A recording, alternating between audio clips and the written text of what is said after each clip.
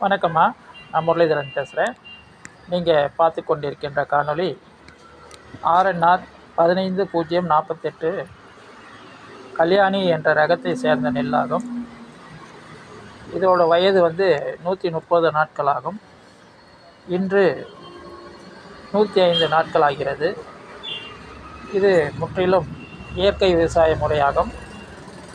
கதிர்கள் ஒவ்வொன்றும் நல்ல விதத்தில் முளைத்து கொண்டிருக்கிறது. உங்களுக்கு இந்த நெல்